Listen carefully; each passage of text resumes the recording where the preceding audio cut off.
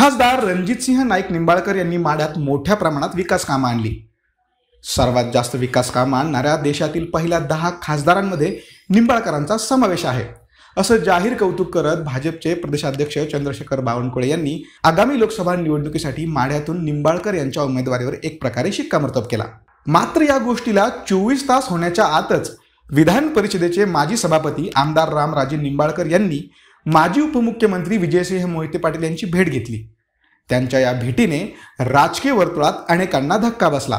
मग काय, माढा लोकसभा मतदारसंघातील राजकीय वर्तुळात तर्कवितर्क सुरू झाले। ही भेट म्हणजे रणजितसिंह निंबाळकर यांच्याविरुद्ध फिल्डिंग आहे का, असा सवाल देखील विचारला जात आहे। 2019च्या लोकसभा निवडणुकीत मोहिते पाटील यांच्या गटाने रणजितसिंह नाईक निंबाळकरांसोबत एक दिलाने काम केलं। मोहिते पाटलांच्या माळशिरसच्या बालेकिल्ल्यात नाईक निंबाळकरांना 1 लाखांचं निर्णायक मताधिक्य देखील मिळालं। याच मताधिक्यामुळे त्यांचा विजय झाल्याचं बोललं जातं। मात्र सुरुवातीला मधुर असणाऱ्या या संबंधामध्ये काहीच दिवसात मिठाचा खडा पडला।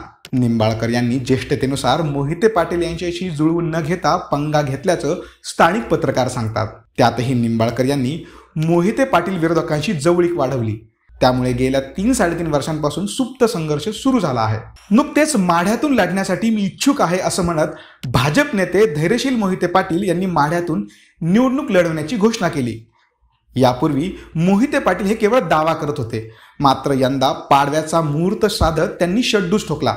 वर जरी धैर्यशील मोहिते पाटलांची घोषणा वाटत असली तरी हा थेट संघर्ष संपूर्ण मोहिते पाटील कुटुंब विरुद्ध रणजितसिंह नाईक निंबाळकर असाच असल्याचं दिसून येत आहे। निंबाळकर यांनी घेतलेल्या पंग्यातूनच मोहिते पाटलांनी आपला दावा ठोकल्याचं बोललं जात आहे। दुसऱ्या बाजूला रणजितसिंह नाईक निंबाळकर आणि रामराजे नाईक निंबाळकर यांच्यात वेळा भोपळ्याचं वैर आहे। दोघांचं अर्धा टक्काही जमत नाही। रणजितसिंह आधी काँग्रेसमध्ये होते तर रामराजे राष्ट्रवादीमध्ये, मात्र तरीही दोघांमधून विस्तव जात नव्हता। रणजितसिंह निंबाळकर यांच्या 3 पिढ्या माझ्यावर आरोप करत आल्या आहेत। रणजितसिंहांनी मला खूप त्रास दिला आहे, असे आरोप रामराजे जाहीररित्या आजही करतात। अशात रामराजे निंबाळकरांनी अजितदादांसोबत सत्तेत येण्याचा निर्णय घेतला आणि ते भाजपच्या पंक्तीत येऊन बसले। रामराजे निंबाळकर यांचा माढा लोकसभा मतदारसंघात मोठा प्रभाव आहे। मतदारसंघातील फलटण, मान खटाव या पट्ट्यात रामराजे यांना मानणारा मोठा वर्ग आहे। त्यांचे मत इथला निकाल बदलवू शकतो। अशात आता माढ्याची जागा भाजपला गेल्यास आणि उमेदवारी निंबाळकर यांना दिल्यास त्यांना फलटण आणि मान खटावमध्ये रामराजेंच्या मदतीची आवश्यकता आहे। मात्र आता रामराजे निंबाळकर यांनी विजयसिंह मोहिते पाटील यांच्यासोबत त्यांच्या बाजूने उभा राहण्याचा निर्णय घेतल्याचं दिसून येत आहे। काही दिवसांपूर्वी शंकर कारखान्याच्या विस्तारीकरण कार्यक्रमात मोहिते पाटील यांनी रामराजे निंबाळकर यांच्यासह जवळपास 64 आजी माजी आमदार आणि खासदार पदाधिकाऱ्यांना कार्यक्रमात निमंत्रित केलं। त्यानंतर आता बावनकुळेंची पाठ वळताच रामराजेंनी विजयसिंह मोहिते पाटलांची भेट घेतली। त्यांच्या या भेटीमुळे माढा लोकसभा मतदारसंघातील राजकीय वर्तुळात तर्कवितर्क सुरू झाले। पण वरील घडामोडींमुळे आणि समीकरणांमुळे ही भेट म्हणजे रणजितसिंह निंबाळकर यांच्या विरोधात फिल्डिंग आहे का, असा सवाल विचारला जात आहे। आता प्रश्न उरतो तो म्हणजे माढ्यात रणजितसिंहांचा गेम होणार का? तर रामराजे विजयसिंह मोहिते पाटील एकत्र येत आहेत हे ओळखून रणजितसिंह निंबाळकर यांनीही माढा मतदारसंघात आपली ताकद वाढवायला सुरुवात केली।